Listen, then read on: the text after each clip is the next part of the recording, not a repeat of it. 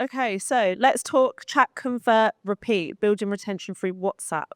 And I have with me Ricky. Do you want to start? So my name's Ricky. I'm co-founder at Rippl Impact, a snowboard and motorcycle protective clothing company. We make things like armored jeans, armored hoodies. And the idea is that you can ride in your normal clothes without wearing hot leathers and be comfortable. Yeah. Amazing. Madeline? My name is Madeline, and I am head of partnerships at GoKwik. GoKwik is one of the largest e-commerce enablers in Asia with over 12,000 customers. And our product, Quick Engage, helps our over 5,000 customers increase their revenue and their customer retention and engagement by the power of WhatsApp. We're going to be talking a lot about WhatsApp over the next 15 minutes. I think it's a really big topic at the moment. Ricky? Everybody uses it. Oh, everyone, yeah.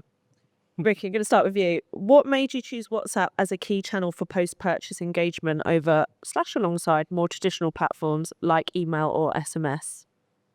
Yeah, I think the thing is, when you wake up in the morning, do you check your WhatsApp first or do you check your email first? And I would say for most people, certainly for me, it's WhatsApp. It's a very personal platform. And so the open rates for WhatsApp are a lot higher than they are for email. So ours is around 87%, whereas our email is around 45%. So the open rate is near enough double, which is really good. And WhatsApp is a mobile first platform, and 85% of our customers buy on their mobile. So it makes sense. Yeah, definitely. Wow, these stats are amazing, so I can't go over it. 87%. Madeline, why is WhatsApp becoming such a powerful channel for retention? Well, I think it's what Ricky just said. It's where people are. And, today, it's just no longer enough to send good content. You have to grab the attention of people. And attention has almost become, the new hard currency. There are so many places that people are at the moment that you just have to be where they are. You cannot anymore, anyway, get people to go where you want them to be. And I think that is the power of WhatsApp. The other part of it, of course, is that, apart from people using it on a day-to-day basis, it has that extra layer of trust. When you get a message from somebody on WhatsApp, you think of them as a friend. When you get you get an SMS from somebody, well, it could just be it can be your bank, it could be anybody. But most of the time, it probably isn't from one of your friends. And I think that's the difference in power. Yeah, it's just the verification codes going through to my SMS. So we've obviously talked about you've mentioned how Rippl are using WhatsApp for retention. But can you walk us through how your WhatsApp retention strategy actually works? What types of messages or moments are most important to your customers? Yeah, so as I said, it's a very personal platform. So we started off with a slow burn strategy, which is what the guys at GoKwik suggested. And so basically we would, after a customer purchases, we would send out a confirmation email as standard, and then we'd send out delivery emails. So maybe, your parcels on the way, your parcels, delayed, your parcels delivered. And then after that, we would send out a note once they've received it, just to say, thanks guys for shopping with us, a note from the founder. And then after that, we might send them some tips and tricks. So it might be, like a washing guide for your jeans or something like that. So it's basically easing them in to feeling comfortable with your brand through WhatsApp. And it's worked because our abandoned cart rate is about 16%, whereas email is around 3.6% conversion rate from abandoned carts. So it's working really well for us. Yeah, so adding that value and building up the trust. Madeline, what role does GoKwik play in helping brands like Rippl launch and scale a WhatsApp strategy and actually drive results? Well, I think the key is that, we don't just send messages. We help brands like Rippl turn WhatsApp into a powerful revenue-generating, fully compliant retention channel. And it is all about the conversation. So, with our platform, you get a fully loaded plug-and-play setup that goes way beyond just sending the, hey, there's a discount on. And that's the power of it. And as Ricky said, we help people set them up, so make sure that they get it right. Because the challenge when you start something new like this is that you don't want to, so to speak, blow your chance. If WhatsApp is a more personal type of communication, and you need to adapt your communication to go with that. So you can no longer sound like you come from a company. You need to sound like you are speaking to a friend.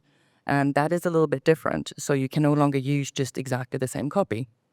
But, having said that, you can use it for so many things. So Ricky mentioned the abandoned cart flow, but you can also use it for things like, somebody mentioned earlier today, subscription, that, WhatsApp is the perfect mode to use for subscription reminders. Once you get the numbers warmed up a little bit, like Ricky talked about, you have all the other options, like your little birthday reminder, little things that you would send a friend, you do through this. And once they're warmed up and once they see this as a channel, it is so powerful. And it's early as well. So doing it now means that it's not flooded like email is. Give it another, probably, I don't know, couple of years, and it'll probably be a different story. But yeah, unsubscribe rates are low at the moment, which is... That leads me well into my next question for you, Ricky. How do you keep the WhatsApp experience feeling personal and brand-led, especially when automating parts of it? Sorry, say that again, the question. How do you feel? How do you keep WhatsApp feeling personal and brand-led, especially when automating parts of it? Yeah, I think, so as I said before, notes from the founder, sending out little notes or, personalized messages for your product. So, how to wash your motorcycle comfort shorts or your jeans or how to care for them and things like that are big. Yeah. So obviously not too much marketing. We see it as a relationship first platform and then a marketing platform second. If you just flood it with, marketing messages, you're going to get a higher unsubscribe rate. But if it's useful content, will work. Yeah, I mean, just adding to that, it goes back to that, treating it as a conversation. And, in the background, you're pulling data from everything you know about the person to make sure that it is hyper-personalized. So, obviously their name, but what have they bought in the past? What time of day do they tend to open their messages? So let's not send them messages at other times of day. All these sort of little things that help them feel like, oh, wow, this brand really knows me. Because that's what you want to get to. Yeah, for sure. So because you segment the audience, don't you, by location. So the US will get it when they're awake, but you obviously don't want to wake people up in the UK in the middle of the morning. That's so important because they'll read automation over that straight away. And another one for you, actually. What was the biggest learning curve when you first launched your WhatsApp strategy? For me, I suppose just biggest learning curve. It worked well. It worked better than email. And to be honest, I found out about GoKwik at the first DTC event I went to. Met Abhishek outside having a vape. And I thought, he'd been on stage. I was like, the product looks really good. And it's new. It's not something I've even come across yet. So I was very interested to try it out. And it worked very well. That's probably the biggest learning curve, yeah. Worked better than I thought, I thought loads of people were going to unsubscribe, but it's actually been fine because of the strategy, the slow burn strategy. So what you're saying is some people might find their newest marketing strategy outside of the smoking area. Yeah. Exactly. Yeah, that's it. Do I need to start vaping? The best things usually happen out there. Madeline, Kill me, but at least I can do business deals, yeah. Madeline, what kind of data or customer behavior signals do you use to trigger high-performing WhatsApp campaigns? So in terms of the data, it all comes through from whatever you have in Shopify, right? So a lot of it is what I mentioned earlier. So what are the behaviors that they've done in the past? Where, geographically, where are they? What are the sort of products that they've bought in the past? What have they browsed in the past? The other part is, you need to obviously have a bit of a cross-sell, upsell path in mind. So, to Ricky's point earlier, if you send out a message that talk about, look, you've just bought these pair of trousers, here's how you care for them. Then if you, for example, let's say that was leather trousers, well, then if you then also have, I don't know, like a leather care cream, well, then you can use that as part of your upsell cross-sell. So you always need to just think about what could be useful for them that still makes you money, basically, because that's the beauty of it, right? You want to make sure you find that balance of sending information that's useful to them while at the same time making you money. And that's where this is so powerful. So, for example, if we look at the return on investment on Rippl's, abandoned cart flow alone, it's, I think, what did we say, 12.3 times? It's about 16%. Oh, there we go, then 16 times. So you get, for every pound you spend, you get 15 back. Yeah, amazing. So mirroring that personalization you see on site, but through WhatsApp. And to finish off, Madeline, what's your advice to brands that want to adopt WhatsApp but are unsure how to get started or integrate it into their existing stack? So I think, like I mentioned earlier, you got to cut through the noise today, and WhatsApp is a platform that people trust. And for us, we say that, nothing commands attention like a personalized message in a forum that you trust. So we are all about removing friction for our customers. That's really important to us because we know that, the tech stack world of e-commerce today is just so complex.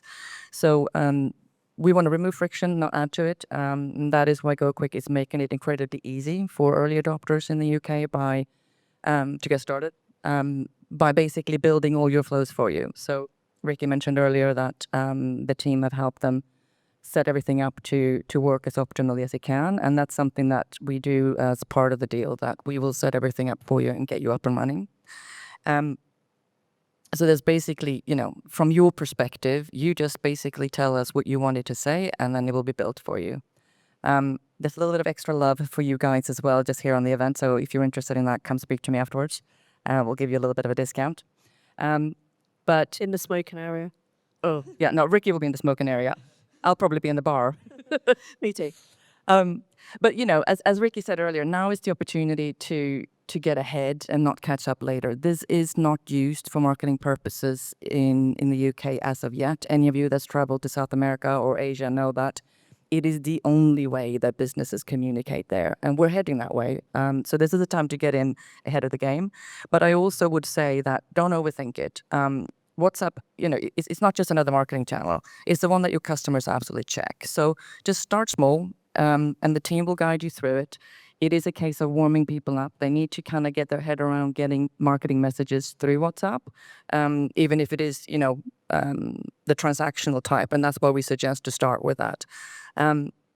The other thing I would say is that, build trust. So make sure that you have your consent language updated to include WhatsApp. That way, you're completely covered. They're opting in. They know what they're opting in to.